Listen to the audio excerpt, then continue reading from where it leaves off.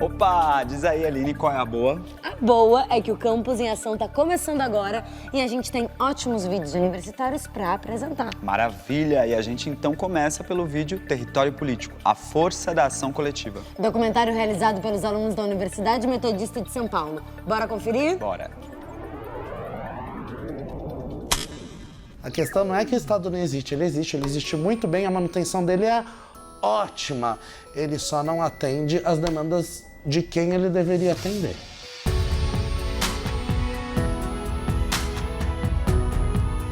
As pessoas não deixaram de fazer política, elas deixaram de acreditar, provavelmente, em alguns mecanismos, alguns rituais da política.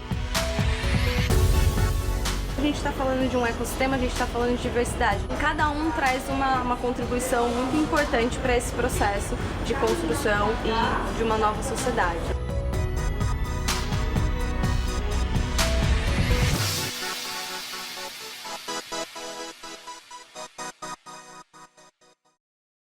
Gangsta moro, de calça bombeta, camisa preta, ostar minha folha de guerra, de dentro da vaga filmada, tomando vinho, ouvindo beat, desta ruma, festa, evento, concentração. Você vê jovem preto de favela, poderia ser assassinado, poderia ser ladrão, poderia ser várias coisas. A gente vem trabalhando para que isso não aconteça, para que a gente não abrace essa armadilha do sistema. Rima fatal, da leste a todos, mano, salve. O São Mateus Movimento surgiu há 10 anos atrás aí, através de um trabalho que a gente buscou estar fazendo junto com o grupo OPNI, através da capa do CD do grupo Rima Fatal da Leste. Eu sou um articulador cultural da Quebrada, produtor, MC, professor de capoeira e outras coisas mais que a comunidade necessita. Tem aula de dança, samba rock, forró, tem raciocínio lógico, tem letramento digital, tem bateria, tem violão, tem a escola de rock, tem grafite e tem capoeira. 10, vou falar para vocês assim, 10 atividades, 10 oficinas constantes que tem semanalmente. E o que faz a gente estar fazendo isso é buscar essas coisas pra fora e trazer pra dentro, tá ligado? Sem medo de ser feliz, sem esperar um muito obrigado, mas entender que o povo favelado e periférico, ele tem toda a inteligência que qualquer ser humano de qualquer outra região tenha, entendeu? Ele só não tem as oportunidades, então a gente busca oportunidades fora e para trazer para dentro. E a cada dia que você tem que um compromisso com o seu povo, você acorda super feliz e quer cumprir com esse compromisso e depois ver o sorriso da criança. Ver as pessoas no dia a dia, conforme você vai andando, as pessoas querendo que grafita o muro dela, cantores da comunidade querendo cantar nos eventos, pais querendo colocar os filhos nas oficinas. Então essas são as melhorias que a gente vem conquistando. Tudo começou numa intenção muito objetiva, que era mapear. Nós temos ali o São Mateus em Movimento e a intenção era as pessoas que vinham de fora saber como chegar até nós. E a gente falou, não, sigam as ruas grafitadas e vocês chegarão até nós. Meu nome é Fernando Macário, eu tenho 39 anos, sou morador aqui de São Mateus, precisamente Jardim 9 de Julho. Estamos aqui no Vila Flávia, que é uma área que eu procuro e atuo por uma questão de mais, no meu ponto de vista, de maior necessidade. Hoje eu sou um dos contribuintes do coletivo São Mateus em Movimento, faço parte do Favela Galeria, que é tudo isso que vocês vão ver, todas essas obras ilustradas nas paredes, porque quando você fala sobre galeria de arte, sempre vem à tona aquele espaço físico fechado, restrito, principalmente para quem vem de periferias, porque poucos têm esse interesse. Então essa talvez seja uma das nossas intenções, a gente trazer esse interesse em descobrir o que é arte, o que é cultura e o que isso tudo contribui em mudança. tudo é política, toda relação é uma política. E quando a gente traz o grafite como uma ferramenta, mais do que política, de um modo geral, é uma ferramenta que envolve a política social local. Então é algo que, através dessa ação, o grafitar de um muro e o evento gerado em torno disso, mostra uma política social de mudança, de relacionamento. Pessoas que moram, às vezes, um ao lado ao outro não se relacionam, e quando a gente simplesmente para fazer um grafite, essas pessoas saem, olham uma para as outras, existe uma ligação. Isso é política. Olha só, normatizou, é só. Então aí eu acho que o marketing ficou aberto, então aí daqui a pouco o mano vai chegar. A gente tenta enriquecer a quebrada. E a gente não quer nada com isso, além de um simplesmente fluir de ação. Resultados virão, é como plantar uma árvore. A semente, depois de colocada no solo, ela leva tempo. E tudo que a gente vai fazer, talvez o resultado a gente venha a ver em outras gerações. Mas a gente tá fazendo. Quem quiser, pode chegar. O Mike tá aqui.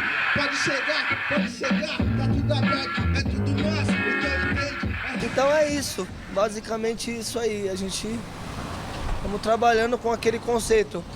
Ainda há esperança, né?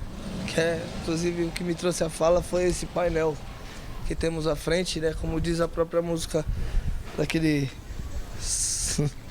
excelente grupo de rap, né? Racionais MCs. Tenha fé porque até no lixão nasce flor, hein? Fé em Deus que ele é justo, hein, irmão, nunca se esqueça. Na guarda, guerreiro, levanta a cabeça, truta onde estiver, seja lá como for. Tenha fé, porque até no lixão nasce flor. Ore por nós, pastor, lembra da gente no culto. As iniciativas de inovação política das periferias, elas estão atuando diretamente na ausência planejada do Estado, né? Então, são direitos que são assegurados pela Constituição, mas na prática do cotidiano eles não estão sendo executados. Então essas iniciativas trabalham como laboratórios de direitos constitucionais, né, trazendo luz e potência e iniciativas e soluções criativas para esses problemas estruturais, né, que são desde o racismo, sexismo, homofobia, até questões de trabalho, renda, né? Então todos esses direitos que a gente vê na Constituição, que acabou de fazer 30 anos, essas iniciativas, esses coletivos de inovação periférica estão trabalhando para isso ser executado na prática, ser garantido mesmo. Os coletivos surgem em decorrência das contradições que existem na sociedade.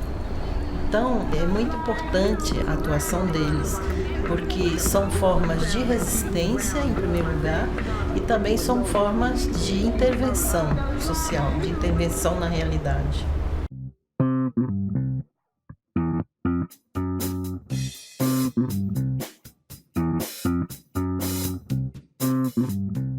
A arte, ela não é encarada como arte quando ela é na periferia, mas se ela é na Vila Madalena, ela é arte. O Criarte é uma escola que funciona, tem um processo de 6 meses, de um curso bem profundo mesmo, porque a gente quer desenvolver várias áreas técnicas e as áreas emocionais também voltadas à criação. O Criarte surgiu de uma vontade de acessibilizar essas ferramentas de criação visual. Em 2015 eu tive acesso, eu recebi uma formação, né, em criação gráfica lá no Campo Limpo. E depois que ela terminou, ela passou a não existir, né? E aí eu fiquei me perguntando por que essa formação foi acontecer tão tarde e por que esses espaços eles não existem, né? E aí foi nesse projeto, inclusive, que eu me conectei com a Franciele mais pra frente, né? Acho que em 2017, que foi ano passado. E aí eu contei dessa minha vontade de trabalhar com jovem e ela trouxe essa vontade de criar alguma coisa, né? Quando você vai comparar, assim, políticas públicas dentro de um critério artístico e dentro de um critério de criação visual, você se pega pensando em várias coisas, que é tipo, mano, a periferia, ela é toda artística, ela tem cultura, e aí você tem que trazer de fora, né?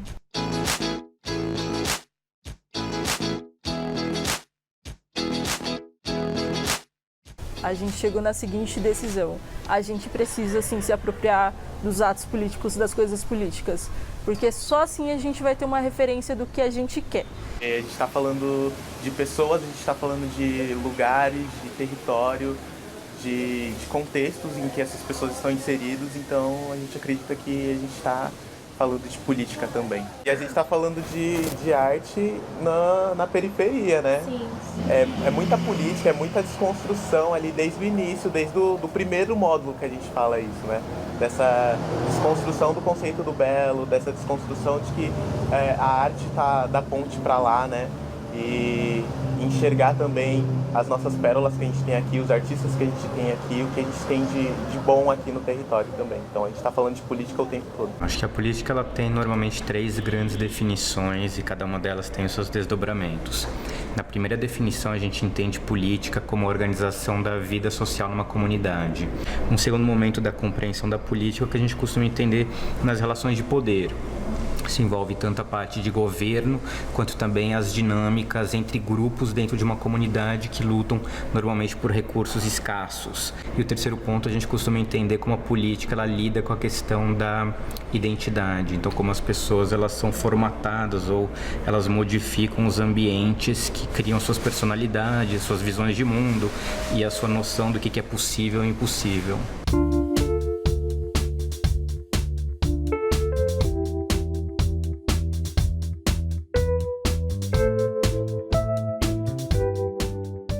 Periferia é essa que não está registrada nos livros acadêmicos, que não está registrada nos jornais, que não está registrada na internet, né? E que a gente visa mostrar para esse jovem.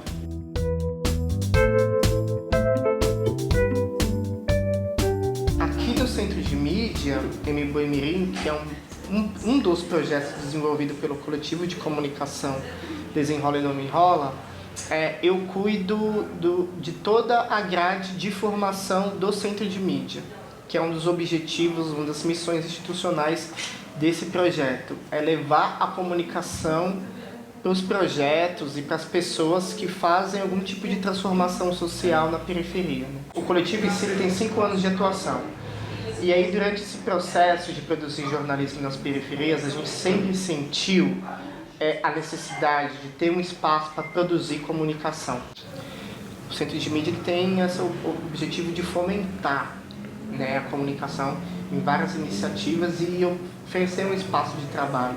Mas quando a gente pensa em juventude e política, a gente desenvolveu há 5 anos o Você Repórter da Periferia, que é um curso que acontece aqui dentro do Centro de Mídia. Ele tem duração de 7 meses e ele vai justamente conectar o jovem com a periferia que ele mora. Você Repórter da Periferia, não necessariamente ele vai falar de política com a juventude, mas ela vai conectar ele com a periferia. E esse é um momento que acontece de forma muito natural, que o jovem ele começa a abrir-se para outras possibilidades, outros horizontes. Porque a gente não quer falar de política com ele, né? De uma forma que, tipo, vamos olhar para as eleições, vamos olhar para como o nosso bairro está carente de um asfalto, está carente de uma boa escola. A gente não fala disso. Mas a gente vai falar quais iniciativas de educação popular existem no seu bairro, quais são os saraus que tem do lado da sua casa, quem são os espaços de teatro que estão surgindo ao redor do lugar que você mora, como que você se conecta com isso, você enxerga isso?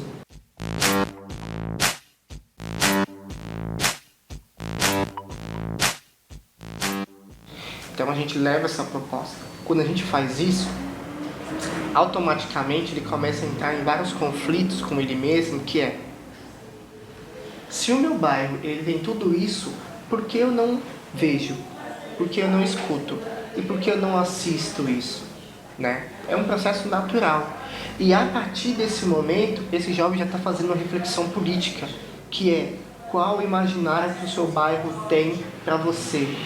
Né? Como os seus pais, como a sua família, como os seus amigos, como o seu nicho social vê o lugar que você mora.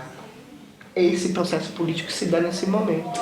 Estão atuando nessa ausência planejada do Estado, né? Então são iniciativas que estão laboratoriando, experimentando, produzindo a todo momento soluções que vão ao encontro dessas brechas, né? Então, as contribuições sociais são inúmeras, desde democratização à comunicação, como o Centro de Mídia Mboimirim e várias outras iniciativas de comunicação aqui em São Paulo e no Brasil. Eles têm um detalhe que eu acho que é importante: os coletivos eles tocam numa ferida que precisa ser pensada nas estruturas de participação tradicionais, que é a defesa de uma estrutura de atuação política mais horizontalizada. Os coletivos têm essa característica das decisões mais horizontais, de uma possibilidade de democratização da participação de todos.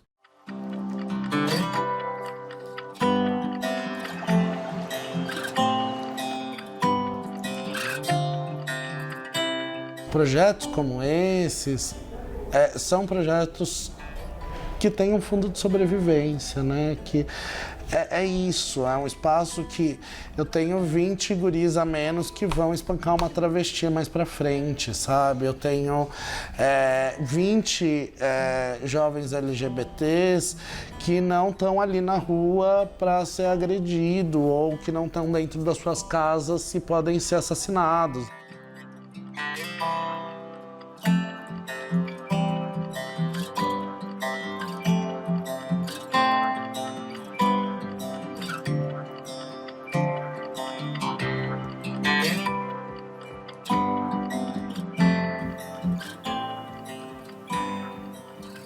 A Casa 1, ela surgiu em 2015, quando eu comecei a receber jovens LGBTs expulsos de casa pela família no meu apartamento. Eu já fazia Airbnb e eu recebia pessoas em casa que eu não conhecia. E aí eu percebi que eu gostava muito de receber pessoas que eu não conhecia no espaço do meu lar, assim, e abri. E aí falei, eu acho que tá na hora de eu também usar esse espaço por uma coisa que eu acredito. A casa inicialmente era só um sobrado, onde os moradores residiam na parte de cima, e na parte de baixo a gente tinha uma biblioteca, uma sala de atividades e um espaço para atendimento para a população de rua, com distribuição de roupa e produto de higiene pessoal. Essa salinha, que era a salinha de atividades, acabou ficando muito pequena. Então a gente, em outubro, de 2017, a gente aluga um galpão na quadra de baixo da casa, onde a gente passa a ter 2 salas de aula grande, um ateliê, um salão de atividades, para a gente ter mais programação. A casa ela funciona 12 horas por dia, 7 dias por semana, exatamente para preencher algumas lacunas que os serviços em geral têm, sejam serviços privados ou públicos. A ideia é que ela se expanda cada vez mais e se torne um espaço até, inclusive, 24 horas. Acho que tudo é política. Todos somos seres políticos e todas as nossas ações são políticas.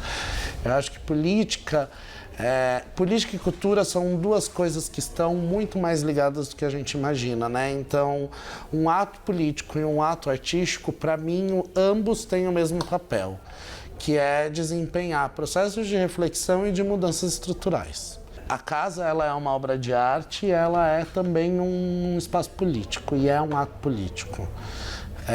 Assim como acho que tudo que promove mudanças e mudanças positivas. Só o fato de ter a criança correndo com a travesti, com a velhinha do bairro na aula de costura e as conversas, e tem hora que eu fico olhando e falo, é isso que minha vida virou, né? Mas é isso já é muito gostoso, e permitir e ver o crescimento e acompanhamento e ver a saúde florescendo é muito interessante. É isso, você vê as pessoas saudáveis financeiramente, mentalmente, clinicamente. Isso é olhar assim, não tem como. É muito gostoso. A contribuição dos movimentos sociais para uma sociedade, os movimentos sociais críticos à exploração e à opressão, não os que são favoráveis a elas, que são em menor quantidade, mas esses que aglutinam os setores da classe trabalhadora na luta contra a opressão e exploração é fundamental para a construção de uma sociedade melhor, de uma outra sociedade, né? A gente deve a eles, a gente tem uma dívida com esses setores sociais. Essa dívida é impagável. A gente vai passar a vida inteira querendo pagar ela e não vai conseguir, porque são os movimentos sociais que tornam esses desse perfil, que são capazes de projetar uma sociedade melhor. Sem eles, a sociedade tende a ser muito pior.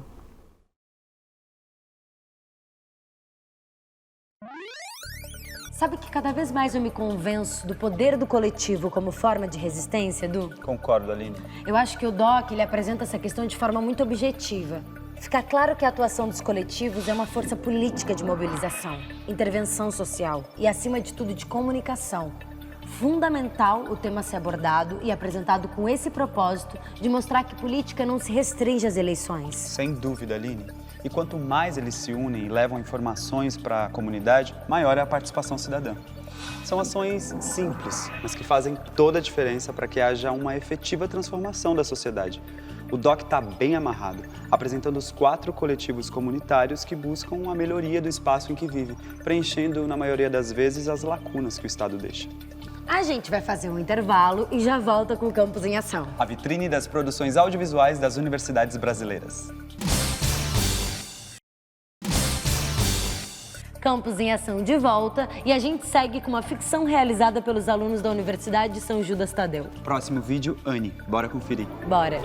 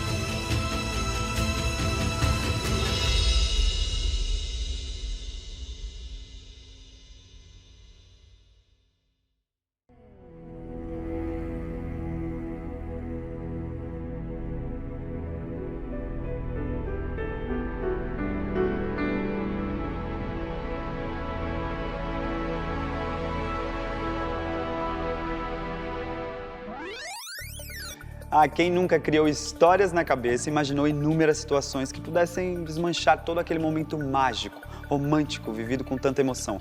É uma história simples, com um enredo sensível que descreve bem a ansiedade do personagem em relação à amiga que ele ama, mas não revela. O vídeo tá bem produzido, com uma boa dose de atuação realista dos personagens, incluindo até o cachorro, você viu, Aline? Total, Edu. Tá bem dirigido, bem roteirizado e com um leve toque de suspense ao depararmos com o garoto prestes a se jogar. Os flashbacks dele pensando nos momentos que passou ao lado da amada amiga me deixaram até com o coração partido. Sabe aquela decepção ao se dar conta de que, meu Deus, ela tem namorado? Enfim, o mundo caiu. Boa sacada de que tudo não passa de uma fantasia da cabeça dele e que a garota continua ali, ao seu lado. Ó, o nosso tempo tá chegando ao fim e eu só queria lembrar que a gente quer muito apresentar o seu vídeo aqui no Campus em Ação. Então se organize com o seu coordenador de curso e envie pra gente. É isso, bora fazer circular esses vídeos no país inteiro. Beijo e até semana que vem. Até semana que vem, beijo.